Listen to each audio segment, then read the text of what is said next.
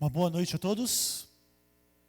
Prazer e privilégio estar aqui com você essa noite, para a gente meditar na palavra de Deus e continuar a nossa série nos domingos estudando Daniel e Apocalipse.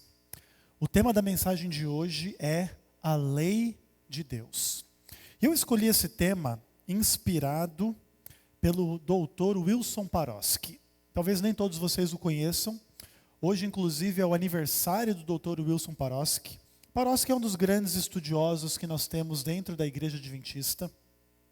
Ele é um professor, assim, muito produtivo, muito inspirador, muito inteligente e que, de alguma maneira, influenciou muitas gerações de estudantes de teologia trabalhando ali no NASP, onde ele trabalha.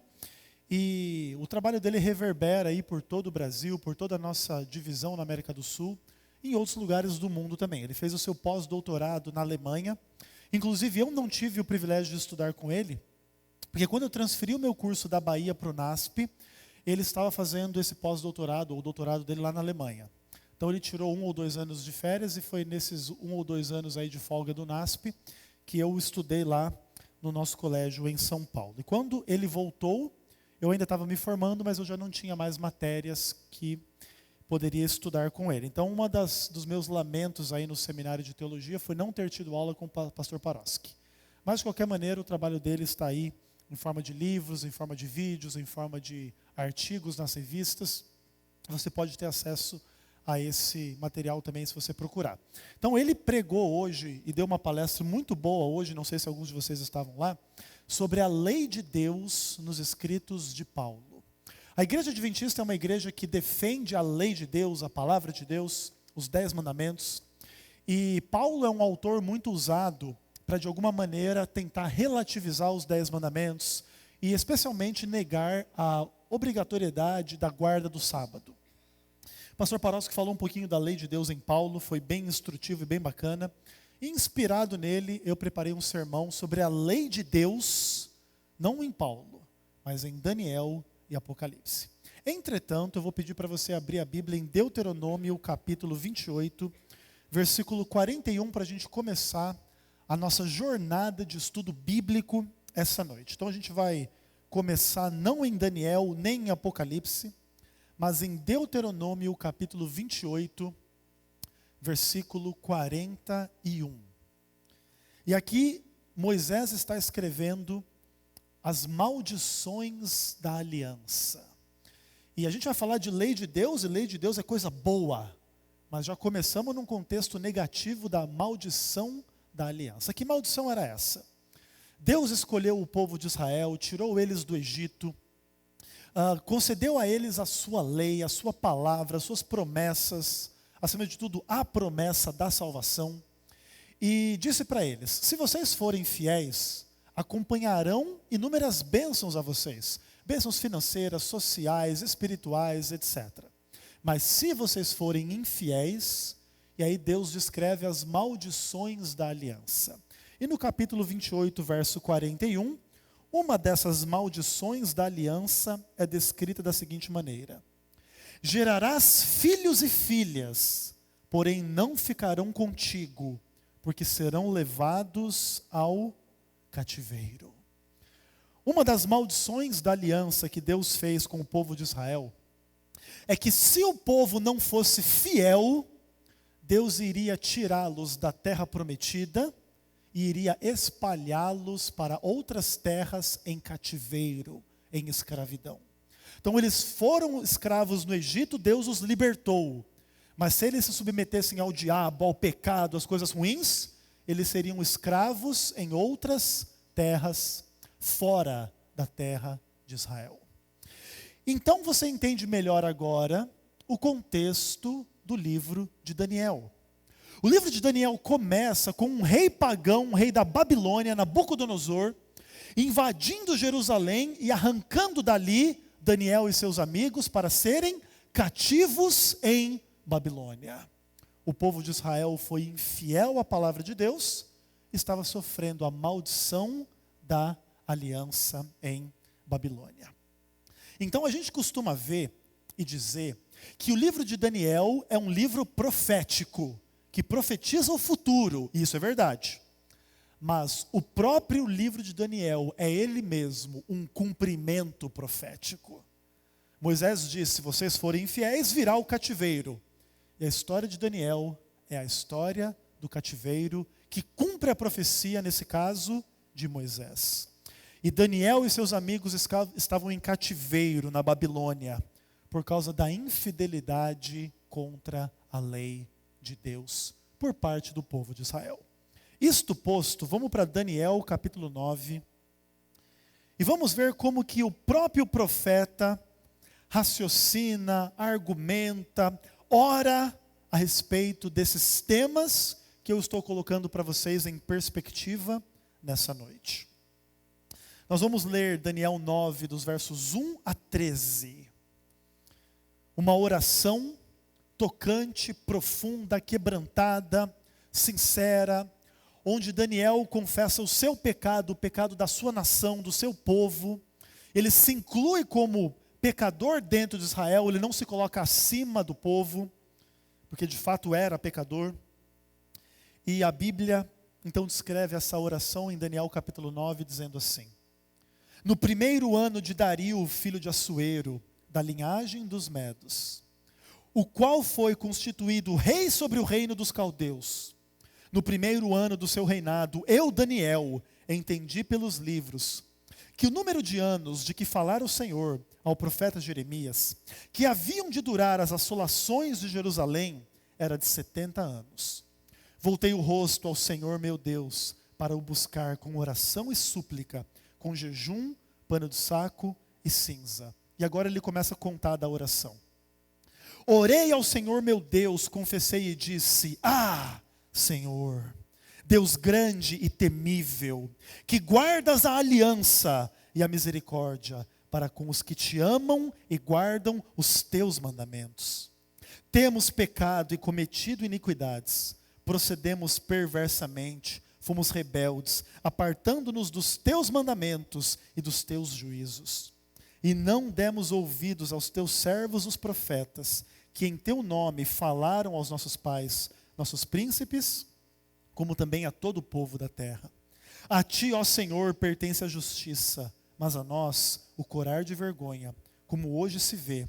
Aos homens de Judá, moradores de Jerusalém, todo Israel, quer os de perto, quer os de longe, em todas as terras por onde os tem lançado, por causa das suas transgressões que cometeram contra ti. Ó Senhor, a nós pertence o corar de vergonha, aos nossos reis e príncipes e nossos pais, porque temos pecado contra ti. Ao Senhor nosso Deus, porém, pertence a misericórdia, o perdão, pois nos temos rebelado contra ele. E não obedecemos à voz do Senhor nosso Deus, para andarmos na sua lei, que nos deu por intermédio dos seus servos, os profetas. Sim, todo Israel transgrediu a tua lei, desviando-se para não obedecer a tua voz. Por isso a maldição e as imprecações que estão escritas na lei de Moisés, servo de Deus, se derramaram sobre nós, porque temos pecado contra ti. Verso 13. Como está escrito na lei de Moisés, todo esse mal nos sobreveio, apesar disso não temos implorado o favor do Senhor nosso Deus, para nos convertermos das nossas iniquidades e nos aplicarmos à sua verdade. Daniel é repetitivo. E às vezes no momento de oração, a gente se torna repetitivo. Algumas pessoas se incomodam com isso.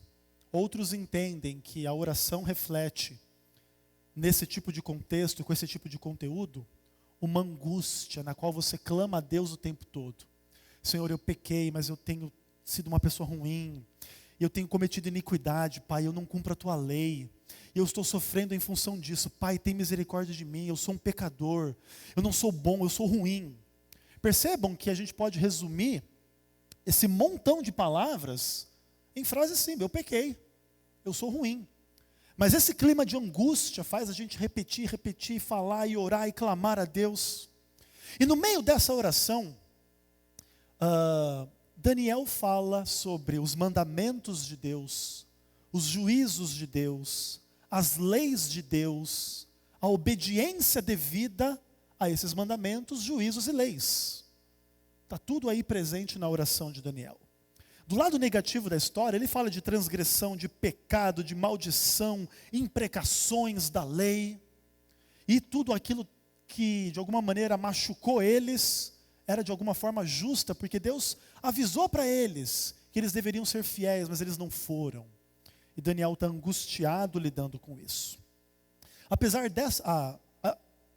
partir dessa oração, eu concluo duas coisas sobre a lei de Deus. A lei de Deus é muito séria, e a lei de Deus é quem define o que é bom e o que é mal. Ok? Do contexto dessa oração, a gente tira pelo menos essas duas lições. A lei de Deus é coisa séria, não é brincadeira. Transgredir a lei de Deus pode parecer comum no nosso mundo.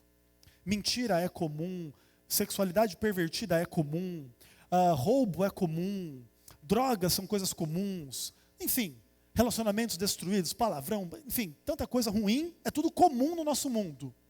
Mas cada uma dessas coisas, apesar de comum e pequena aos olhos de alguns seres humanos, tudo isso é muito sério. E acima de tudo, é a lei de Deus que define o que é certo ou errado. Não sou eu nem você que decide. Então, por exemplo, se para você mentir não tem nada de mais, porque por alguma razão a mentira te auxilia na tua família, no teu trabalho, na tua vida, você lida com a mentira numa boa, pouco importa. Mentira é algo ruim. Por quê? Porque a lei de Deus diz, não dirás falso testemunho. É a lei de Deus que define o que é certo ou errado. Se para você não é errado, desculpa eu te dizer, usar essa linguagem, problema seu. A lei de Deus diz que é errado, e é ela que decide o que é errado e o que não é.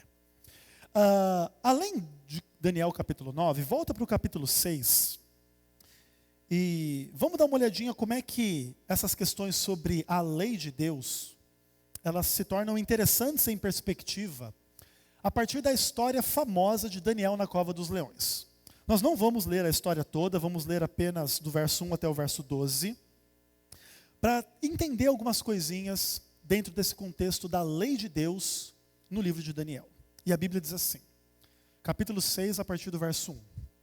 Pareceu bem a Dario constituir sobre o reino 120 sátrapas, ou seja, prefeitos, que estivessem por todo o reino, e sobre eles 3 presidentes, dos quais Daniel era um, aos quais estes sátrapas dessem conta, para que o rei não sofresse dano.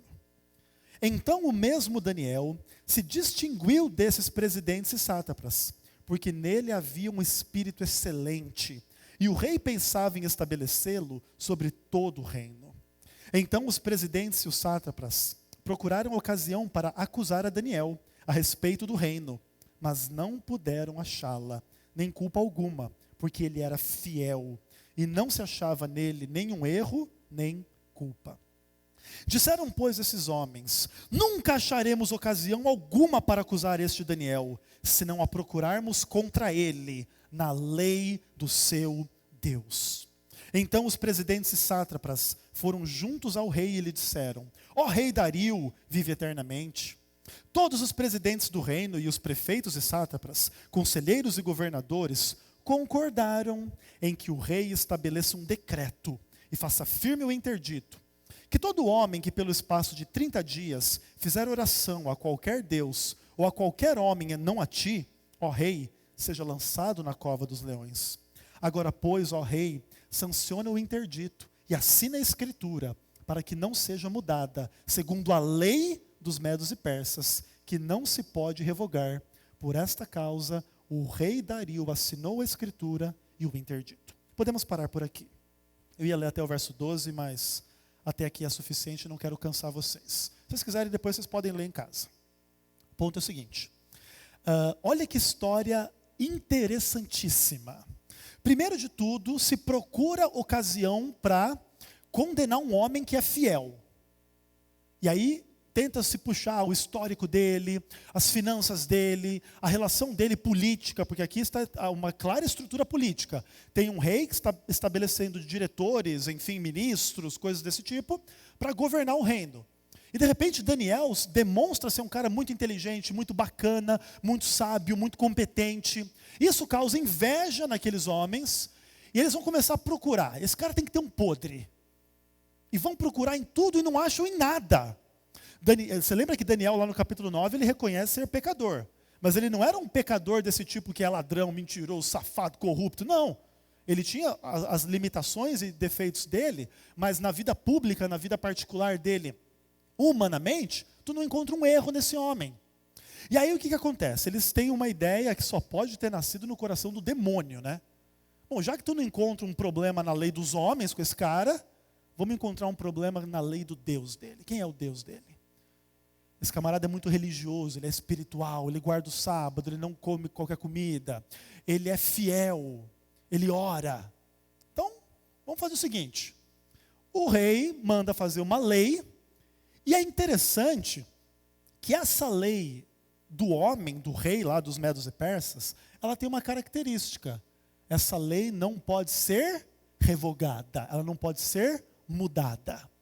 E o rei não está muito ciente da situação. Os caras enganam o rei. Rei, assina uma lei para todo mundo só poder orar para o Senhor, poder pedir qualquer coisa é para o Senhor. Se pedir para outra pessoa, vai ser jogado no lago de fogo, na cova dos leões. Eu estou querendo lançar ele no lago de fogo, né?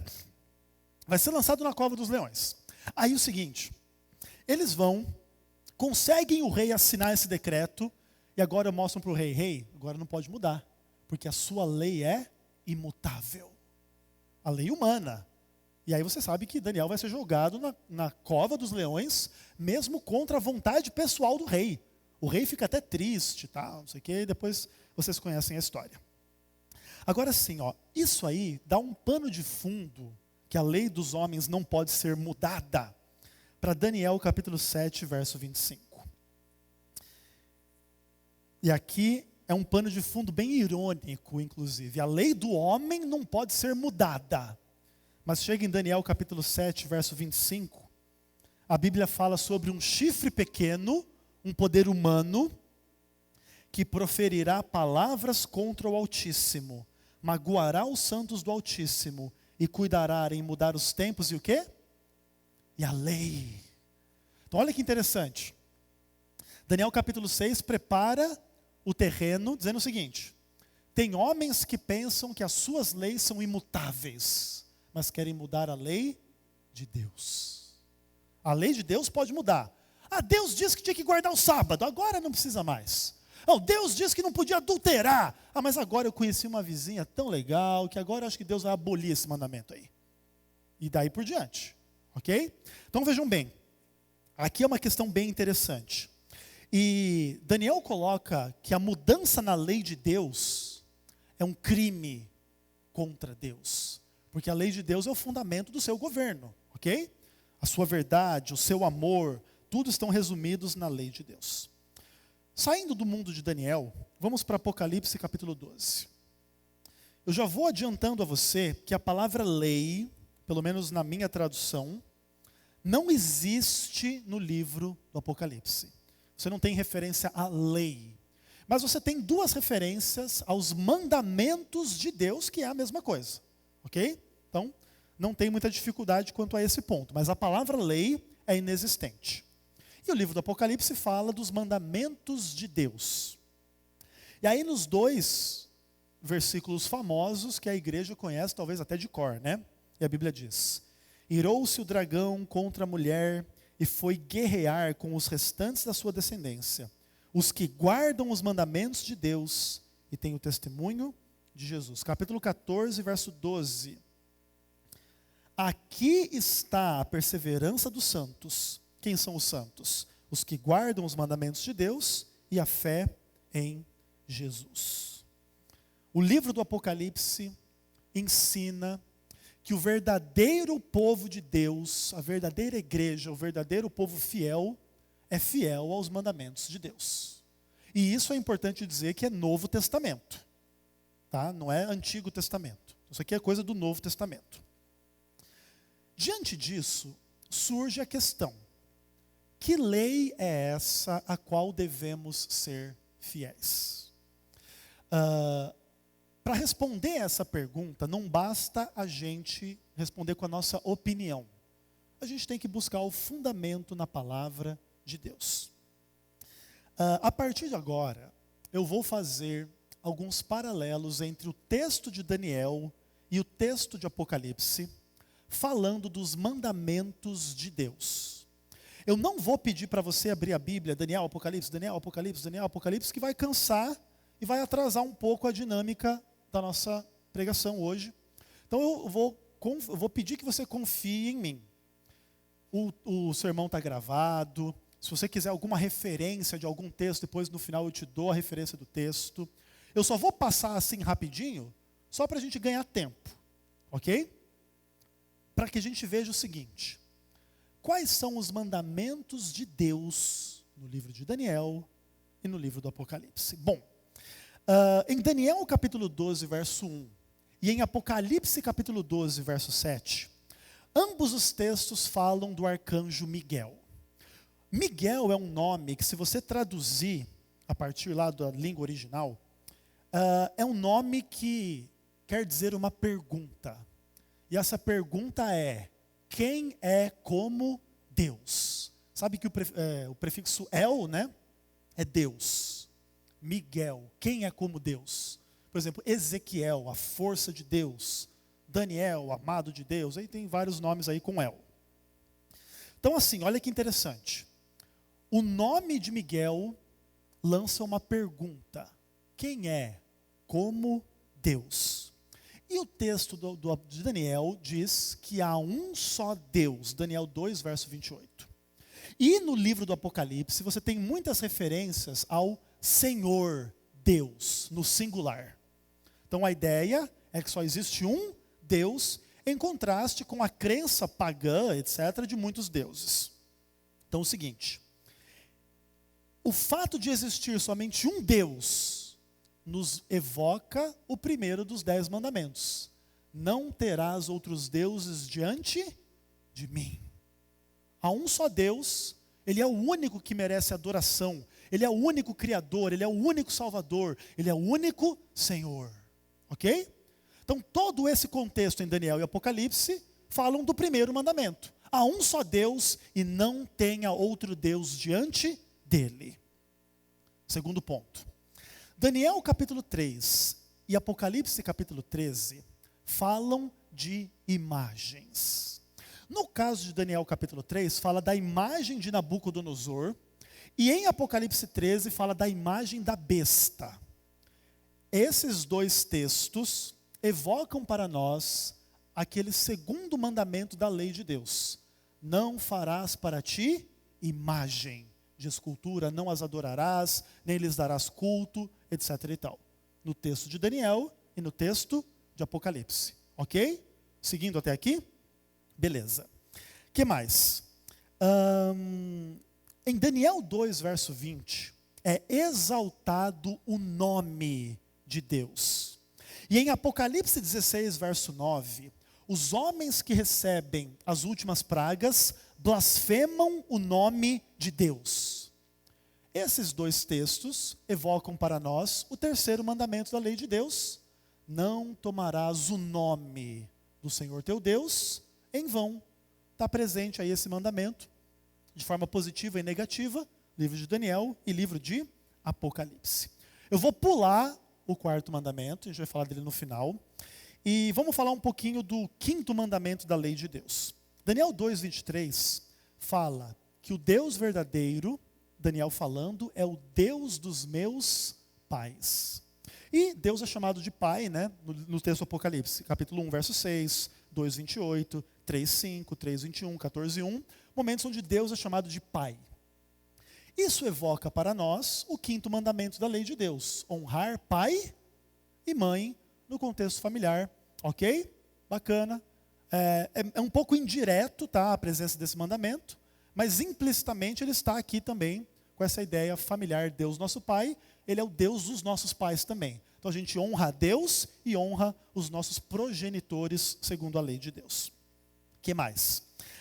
Em Daniel capítulo 5, acontece uma festa onde o rei Belsazar, ele dá uma festa cheia de bebida, cheia de sexo, e cheia de...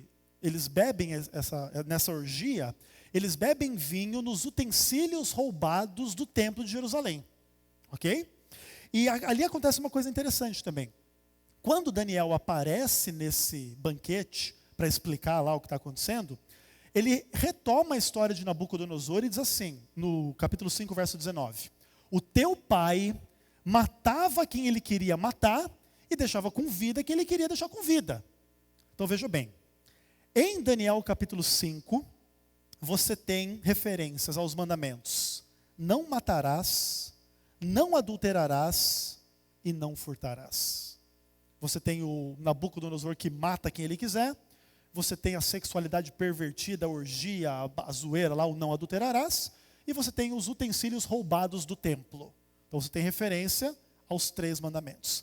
Em Apocalipse 9, versos 20 e 21, se fala que os homens não se arrependeram do seu assassinato, dos seus assassinatos, suas prostituições e dos seus furtos. Então está ali: não matar, não adulterar e não roubar. Está percebendo a estrutura dos 10 mandamentos no livro de Daniel e no livro do Apocalipse? Se você tiver alguma dúvida, depois você pode tirar comigo, tá bom? Outra coisa, Daniel 11, 27 fala de 2 homens que sentam-se à mesa para falar mentiras um para o outro. E Apocalipse 21, verso 8 e verso 27 falam dos mentirosos que serão jogados no lago de fogo. Isso evoca para nós o 9º mandamento da lei de Deus: não dirás falso testemunho. Olha aí que construção interessante. Tu está vendo os 10 mandamentos no texto de Daniel e Apocalipse. O único mandamento que não encontra uma referência mais clara é o mandamento da cobiça. É o 10º mandamento: não cobiçarás. Por que isso, pastor? Bom, Daniel e Apocalipse, em grande medida, se preocupam com a história geral do mundo, social, política, coletiva. E a cobiça é um problema muito particular e pessoal de cada pessoa. Óbvio, se o livro do Apocalipse e Daniel falam de adultério, indiretamente está se falando de cobiça, de assassinato, de furto, de idolatria, de política, de corrupção. Tudo isso envolve cobiça, mas a cobiça não está presente textualmente no texto do livro do Apocalipse, ok? Entenderam? Nem no livro de Daniel. Por causa dessa questão mais geral, em vez de uma questão muito específica, ok? Em termos humanos. Agora, para a gente terminar, Apocalipse 14, versos 6, 7 e 12. Falei dos 10 mandamentos no livro do Apocalipse.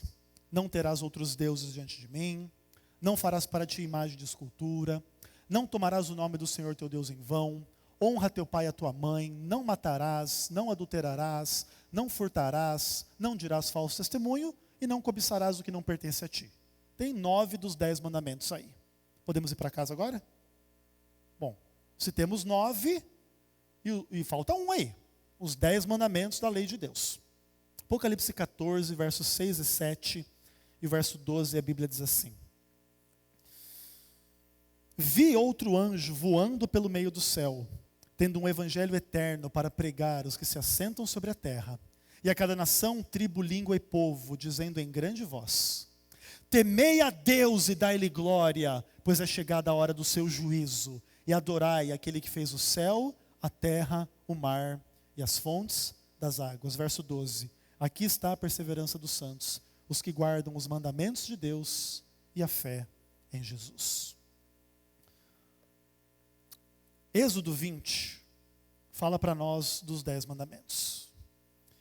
E dos versos 8 a 11, nós lemos assim: lembra-te do dia de sábado para o santificar. 6 dias trabalharás e farás toda a tua obra, mas o 7º dia é o sábado do Senhor teu Deus. Verso 11, porque em 6 dias fez o Senhor o céu, a terra, o mar e tudo o que neles há, e ao 7º dia descansou. Por isso o Senhor abençoou o dia de sábado e o santificou. Nós costumamos dizer que para entender o livro do Apocalipse, tu tem que entender o Antigo Testamento. Em especial o livro de Daniel, mas não só o livro de Daniel, todo o Antigo Testamento. E aqui está uma questão interessante. O livro do Apocalipse, ele faz muitas alusões ao Antigo Testamento, a Babilônia, por exemplo. Babilônia é coisa do livro de Daniel também, não tem o rei da Babilônia, Nabucodonosor? Não fala de Babel lá em Gênesis 11? A mensagem da Babilônia no Apocalipse já começa em Gênesis 11, lá na Torre de Babel. Passa pela Babilônia histórica e chega na Babilônia do fim do mundo escatológica, ok? Então veja bem, a unidade da Bíblia para falar da Babilônia o tempo inteiro. Assim poderíamos falar de muitas outras imagens, o santuário, o cordeiro que morre, a salvação, Deus, muitos paralelos, inclusive fizemos isso no nosso estudo de Daniel e Apocalipse nessa série aqui. Acho que esse sermão é o 19º dessa série sobre Daniel e Apocalipse. Então vimos muitos paralelos entre o Antigo Testamento Daniel e o Novo Testamento Apocalipse, ok? E quando chega no chamado do Evangelho para adorar o Deus verdadeiro, o texto do Apocalipse praticamente cita o quarto mandamento. Adorai aquele que fez o céu, a terra, o mar e as fontes das águas. A única diferença do texto para o texto dos 10 mandamentos é o que fez o céu, a terra, o mar e tudo que neles há.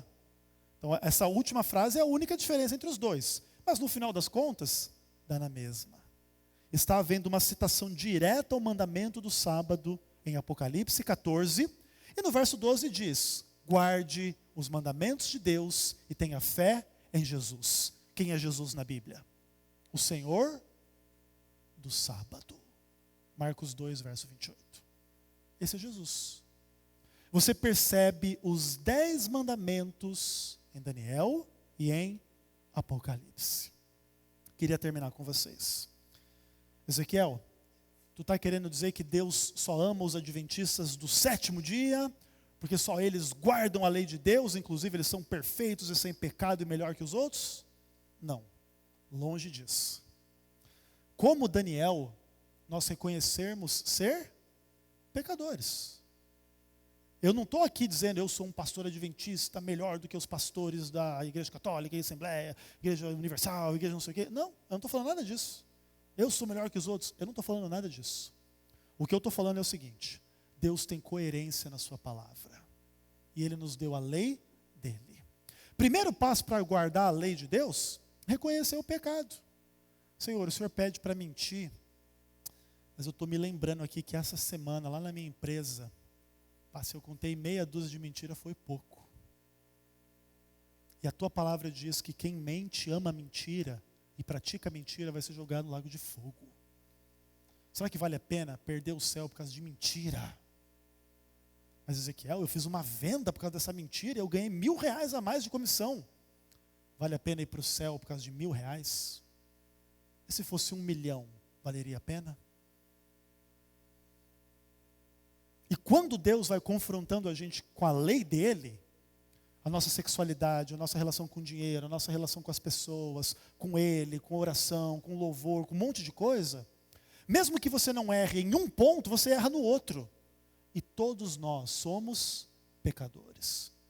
Mas Ezequiel, a Bíblia diz que nós guardamos os mandamentos. Guardar os mandamentos não quer dizer perfeição sem pecado. Quer dizer que a gente se arrepende do pecado que a gente tem e luta para fazer o melhor de acordo com a lei de Deus. Nenhum adventista é sem pecado, mas todos nós devemos lutar contra o pecado e viver uma vida em harmonia com a lei de Deus. Isso vai trazer benefícios familiares, sociais, pessoais e espirituais. A Bíblia chega a dizer, o povo que guarda a lei é feliz. Não quer dizer que a gente também não tem problema, mas quer dizer que a gente tem uma paz que o mundo não pode tirar e que o mundo também não pode dar. Pela lei de Deus na nossa vida. Nenhum de nós é sem pecado, mas todos nós somos chamados a cumprir a lei de Deus. Sermos honestos, verdadeiros, sem idolatria, sem malícia, sem maldade, sem escravidão do pecado, para podermos proclamar o nome daquele que é o Senhor da nossa vida e Salvador de cada um de nós. Talvez alguns de vocês aqui essa noite tenham ouvido o que já estão acostumados a ouvir. Não foi nenhuma novidade para você. Mas outros talvez sejam visitantes e possam estar pensando assim, poxa, será que isso é tão sério assim? Especialmente a guarda do sábado, mas os outros mandamentos também. Lembra do começo da mensagem? A lei de Deus é séria. E é a lei de Deus que define o que é certo e o que é errado. Não é o que você pensa, não é o que você quer. Eu, como ser humano pecador, poderia querer também que a lei de Deus não tivesse nada disso. Eu podia me sacudir das restrições da lei de Deus. Quiser roubar, quiser matar, quiser adulterar, quiser mentir, quiser fazer qualquer coisa. Como pecador, quem sabe eu gostaria de fazer isso. Mas Deus não me autoriza a fazer isso. E Ele não autoriza ninguém na face da terra a mudar a lei dele. Sabe quem muda a lei de Deus? O anticristo, o chifre pequeno, a Babilônia, aqueles que enganam e são enganados. E pela graça de Jesus, o Espírito Santo nos visita essa noite para nos esclarecer a verdade da palavra de Deus. Esse assunto é sério. Outra coisa, ninguém é salvo pela lei, ninguém é melhor do que os outros, ninguém vive sem pecado, então está todo mundo bem humildezinho e tranquilo aqui, tá bom? Tem ninguém melhor do que ninguém aqui. Ao mesmo tempo, lute contra o pecado na tua vida, seja fiel à lei de Deus. Nós vamos terminar essa mensagem de hoje ouvindo um louvor que diz que o melhor lugar do mundo não é aos pés da lei de Deus, mas é aos pés do Salvador, que é aquele que nos deu a lei de Deus e que morreu para perdoar as nossas transgressões. Entregar a vida a Jesus é entregar aquele que nos deu a sua lei. E se você precisa entregar a sua vida para Jesus essa noite, aceitar a lei de Deus no teu coração, na tua história, eu gostaria de ousar fazer um apelo.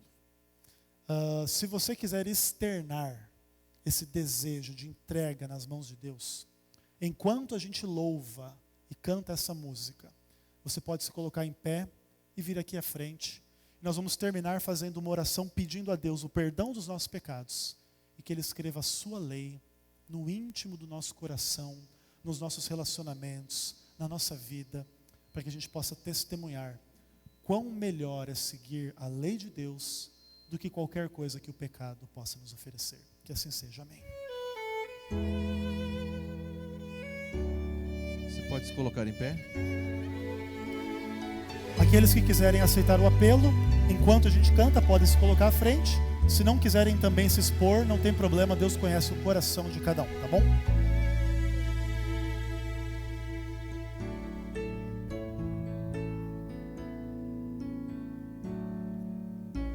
No mundo ainda existem belezas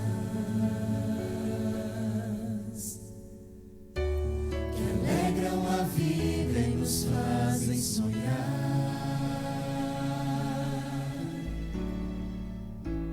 Recantos felizes da natureza,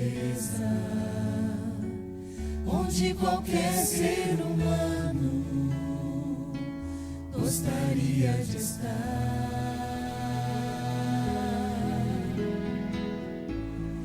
Mas de todos os lugares, o mais bonito, inspirador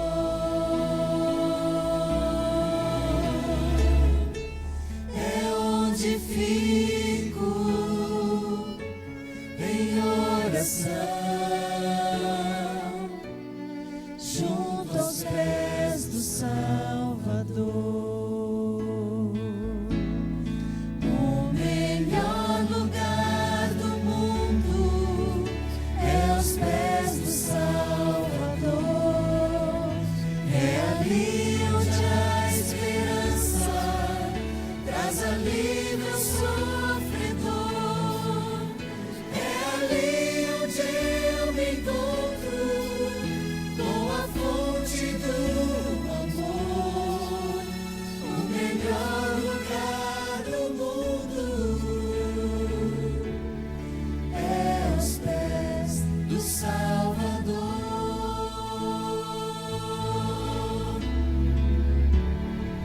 Cristo te aceita, abre o seu coração. Sonhamos com casas que tenham conforto, talvez uma encosta com vista pro mar.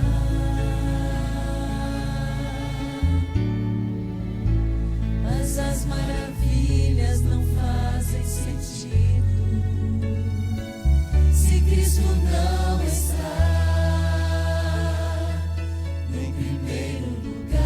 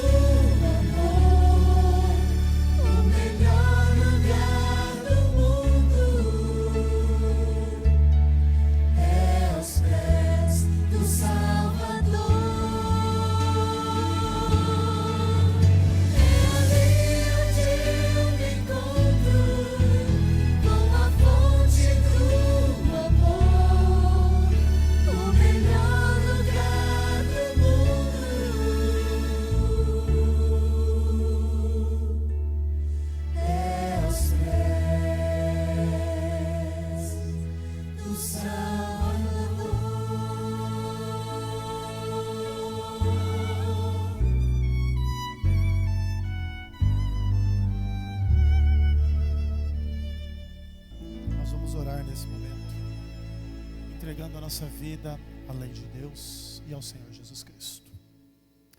Pai eterno, maravilhoso e querido, em nome de Jesus, obrigado pela mensagem da Tua palavra nesta noite, Senhor. Obrigado porque o Senhor nos recolocou diante dos nossos olhos a Tua lei, Pai.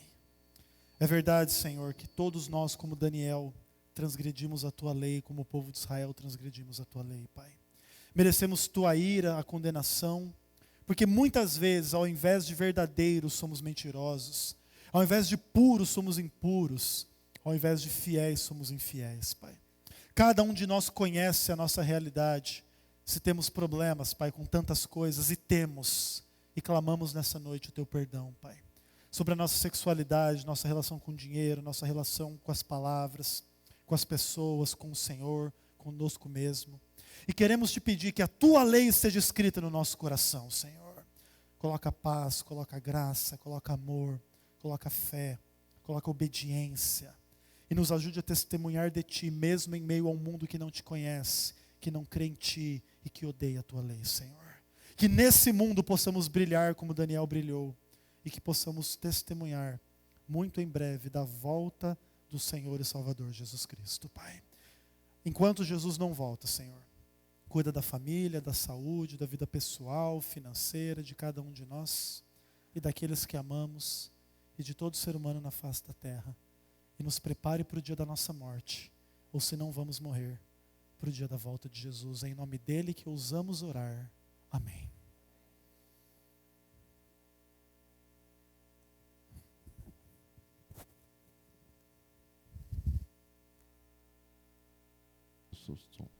Que você tenha uma boa semana, cuidada por Deus, e o pastor Ezequiel estará à porta para despedir de vocês.